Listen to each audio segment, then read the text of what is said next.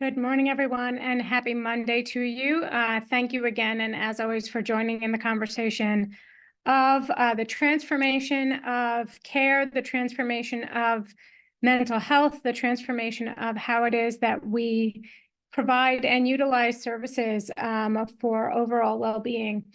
We've been having these conversations for quite some time now, using different articles that we have as launching pads for continuing the conversation and just exploring what this idea of transformation means to us on an individual and a collective level, and how that can actually grow into something more substantial, where we do actually see and experience a transformation in mental health. And so today I'm going to share, we've actually completed another article, and so I'm going to share this new article that we're going to be looking at, and this is about social work leadership, and it's the crucial role that we have in social work leadership. And it's an interesting thing because some of the conversations we've been having as of late is just exploring, for example, the WHO's I want to kind of call it a call to action, a report all about, the need for a transformation in the mental health system on a global level, and having until 2030 to have achieved a series of goals that the WHO indicated were important for things like the transformation of mental health.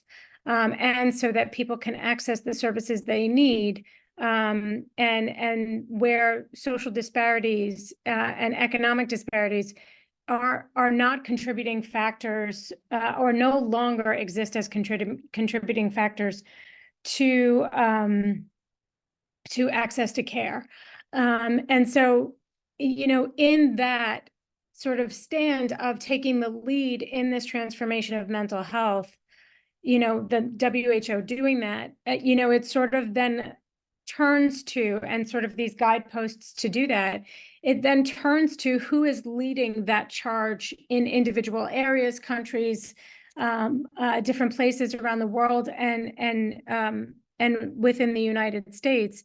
And where does that leadership show up? And how can social workers be a part of that leadership conversation in embracing, what this call to action is, the WHO report, what does it mean? How, the follow-up also of the lack of real progress that's been made in the years that have already passed since they put out that report. And what do we, what is our contribution to the progress and the lack of progress? And where is the leadership around innovation and progress and advocacy? We talked last time about being agents of change, and the advocacy on sort of this more global level, or even individual level. I think that's something that we are accustomed to doing as social workers, is advocating more on this individualized level. And so what then does that look like when we choose to kick it up a notch and become part of a more, become part of a global conversation that is really essential to everybody's overall well-being. So, I'll close that. So it's the question to really ask about, sort of going over and over and over again, asking the question in different ways, in terms of, and really getting to the core of what it is and who it is that we are, and what is it is that it means for us to take a stand about something, and using, and just sort of the start of this article here being a launch pad to that conversation. So the crucial role of social work leadership. Social work is a profession that plays a pivotal role in addressing some of society's most pressing challenges.